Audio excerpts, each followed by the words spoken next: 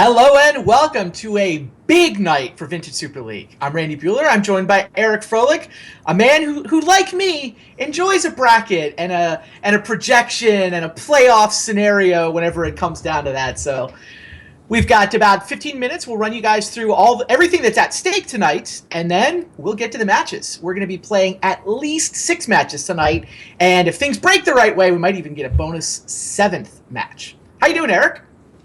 I'm doing good. The last week of Vintage Super League, the playoffs are exciting, of course, because it's the playoffs. But the real drama comes in, seeing where everything breaks down, and once you get into the playoffs, it's a great feeling, and everything's kind of gravy after that.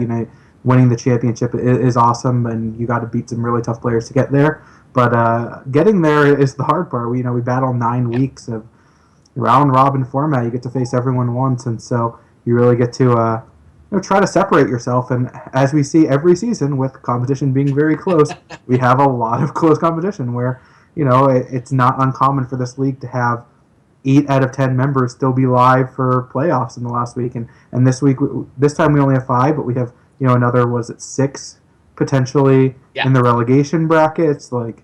That's really exciting. If Vintage Super League is something that matters to you, if high-level Magic matters to you, then this is great. You get a lot of matches with a lot on the line between a lot of the best players in the game's history, between a lot of the best vintage players in the world, and so it's just an awesome night. I completely agree with you, and I also agree that I think that the stakes are actually higher tonight in the fight for not last than they are in the playoffs. But, we'll start with the playoffs. It's relatively straightforward at the top of the standings right now. You have already clinched a playoff spot, and David Ochoa has already clinched a playoff spot. The two of you are in the playoffs one way or the other. Of course, what seed you're going to get is totally up for grabs. You could be anywhere from, I think, having 2 buys by being the number 1 seed, or having no buys and being forced to turn around next week and play in the 3-4 match. Our format is that whoever finishes 3rd plays the person who finishes 4th next week. 3 out of 5 matches, by the way. Not only do the playoff players get to bring new decks, they bring 3 different decks to the playoffs and play best 3 out of 5 matches. So the A decks fight, the B decks fight, the C decks fight, and then if we need match 4 and match 5, players can choose whichever of their 3 decks they want to. So Webb and Eric are going to be in the playoffs one way or the other, but the seeding is huge. Obviously, if we cut right now, it would be Luis versus Rich next week, but those guys can still get as high as the 1 seed, and Luis and Rich are also in the slightly precarious position of having to sweat Chris Pakula, who has 2 matches tonight. Because he missed last week's show, he leads off with a makeup match from last week. If he wins that, he's 4-4. If he wins his last match, he's 5-4. Chris can still sneak into the playoffs and create a tie if he gets a little help from a loss by Rich or Luis.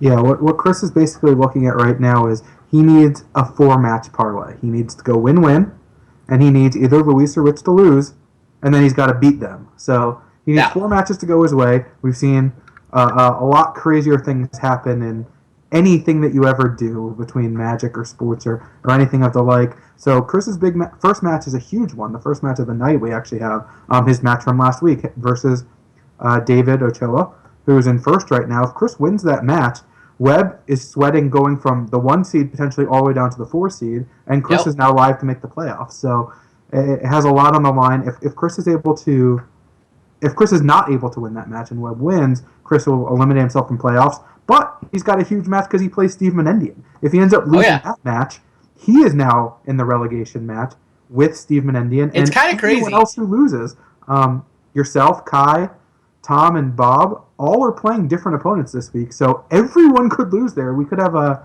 6-way tie for relegation potentially. We can, in fact, have a 6-way tie for last. Chris is the only guy who's both in contention for the playoffs and also in contention for last, which is kind of a weird spot to be in. But yeah, like you say, the way the pairings work out, we can put the pairings up. You guys can see what we're talking about. None of those 3 and 5 players are paired against each other. After we get through our makeup match between Webb and Chris, it's a 3 and 5 versus somebody jockeying for playoff position all the way down the line. Tom against Rich, Kai against Luis, Bob plays you, I play Ochoa, and in this hype, if Chris loses, he's also a 3-5 playing to avoid last in that last match against Steve Menendian. Yeah, our last match of last week ended up being a really, really big one. If Steve was able to beat Luis, and he did win game one after basically a turn one kill, so set himself up perfectly, Luis would have fallen all the way down to 4-4, opening the door for everyone to make the playoffs and everyone to get relegated, Luis included. So we could have had the 7-way tie for a playoff spot and last. That was completely live going into last week, and if Luis had loses his match this week, then it would have been a huge scrum for the playoffs at a very minimum. So that match ended up being really huge. We took out a little bit of the drama with Steve losing that match, but everyone's got to sweat it because they don't know what's going to happen. That Chris Bakula Steve Menendian, it's going to be the last match of the night. Oh, yeah. It's definitely Of course, we're gonna get that one scheduled for last. We can't make Chris stay up past his bedtime, but have to preserve maximum drama. We'll make every single 3-5 player earn their spot in the league for next year, but if they lose, then they can start rooting for Chris to beat Steve. Right, and of course, even if all of them win, Chris still needs to beat Steve, or it's just Chris and Steve. So, I guess Chris, assuming he loses to Webb in the first match, which should be a pretty good match. We have Stacks versus Storm, a matchup we've seen a number of times, two of the best decks in Vintage, so should be really exciting to kick things off. But no matter how that ends up playing out, the rest of the night's going to be really interesting for sure.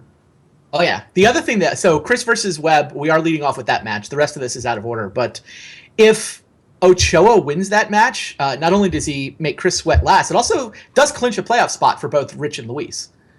Yeah, absolutely. Right at this point, Rich and Luis have clinched a tie for the playoffs, but they have not actually clinched. They've both clinched that they will play an additional match at a very minimum. They are going to play Week 9, and they're going to play another match. Whether it's in the playoffs or whether it's a play-in for the playoffs, a lot of that has to do with Chris, and then we'll see if they can actually pull out their matches. Rich is going to play against Tom. They're basically playing a Shop's Mirror. That should be really interesting. Tom's deck is certainly geared to beat the Workshop deck, but as we've seen, especially from Luis Scott Vargas, you build a Shops deck to beat Shops, you probably just end up losing the Shops anyway. Fair. I know that we've mentioned a potential bonus match at the end of the night. The way this is going to work, there are actually a whole bunch of tiebreaker scenarios for playoff spots. Like, we won't break a tie for last because tie for last just means everybody goes down to the play-in tournament. So, in theory, there could be as many as 6 VSL invitations on the line in next season's play-in tournament, which would be kind of crazy. We only get Dave Williams comes back and see if Raptor wants to play there. We'll see how much fresh blood we can get in there. We may have to take a look at the format if we have 6 spots too.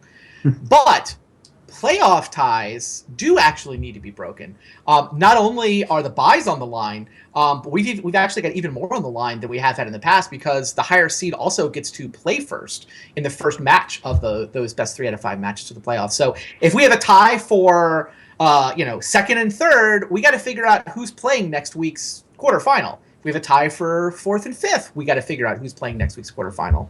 Now, if we get a crazy complicated tie, if we wind up with 3 or more players involved in a tiebreaker, we'll actually just add a week to the schedule, and we'll have next week be our sort of bonus week where we'll have a tiebreaker to sort of sort out the mess of 3-way tie, 3 or more way tie for playoff seeds. If it's exactly 2 people tied for exactly 1 spot, we will break that tonight. We will play a 7th match if we need to. And by the way, if we get a tie for 1st and 2nd, that's another very plausible one. Like, I could easily see you and Webb being tied at the end of the night.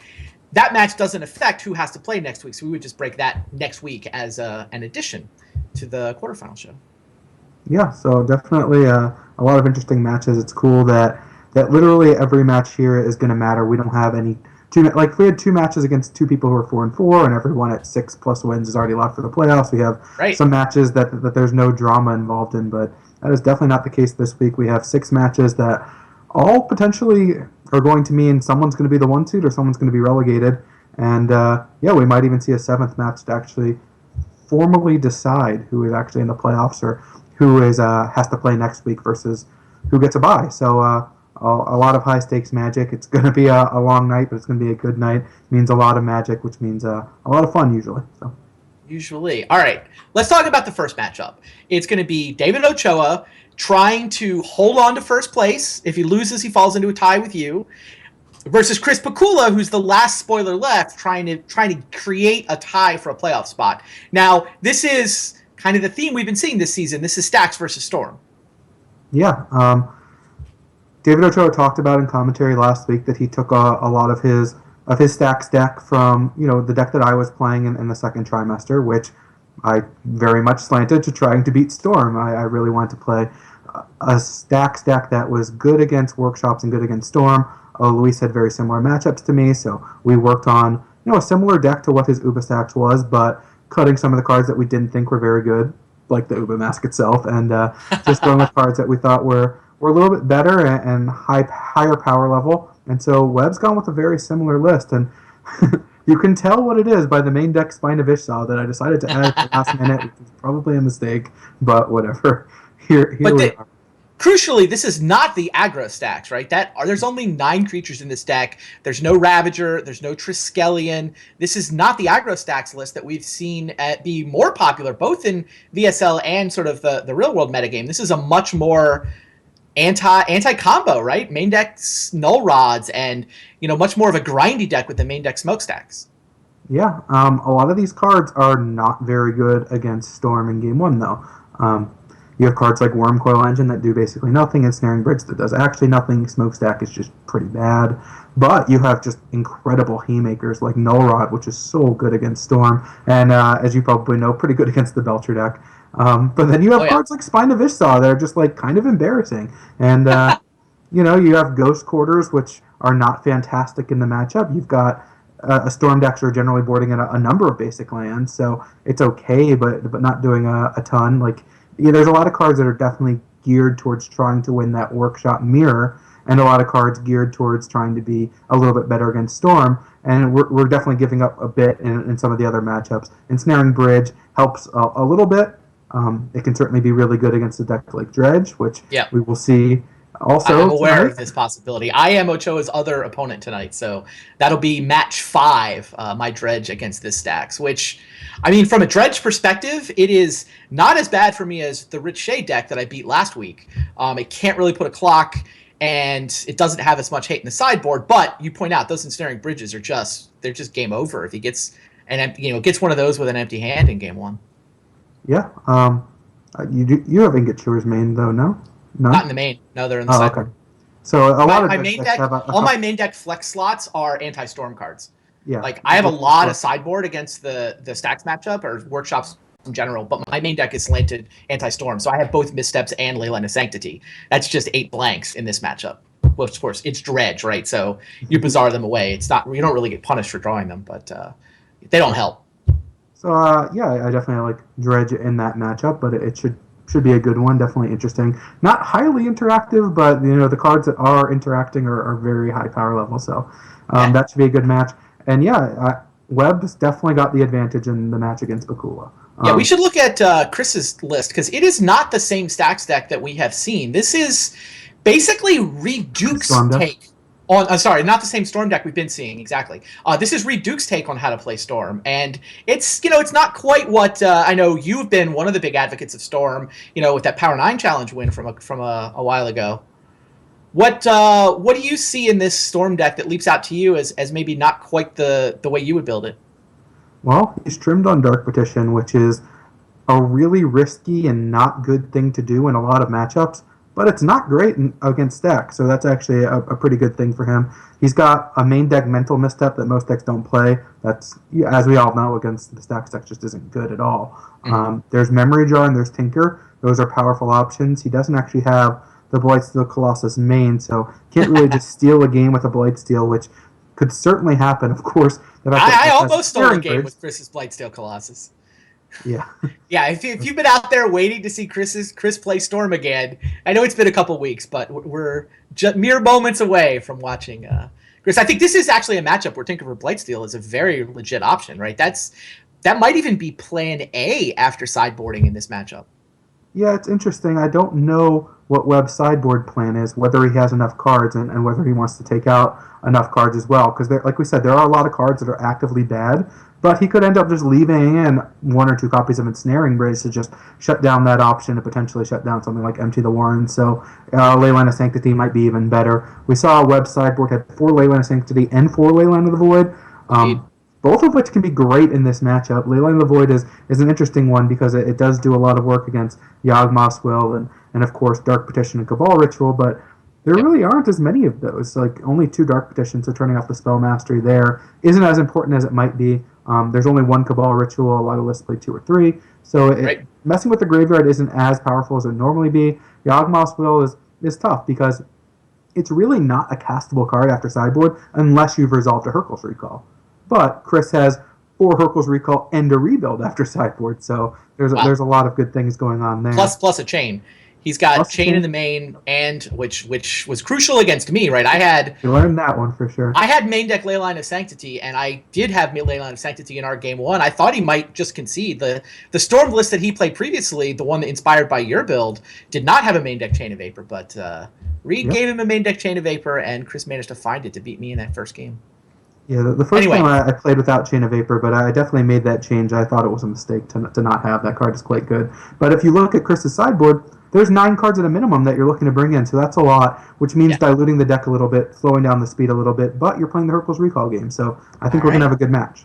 Enough talking about it. Let's get down to the first match and find out what happens.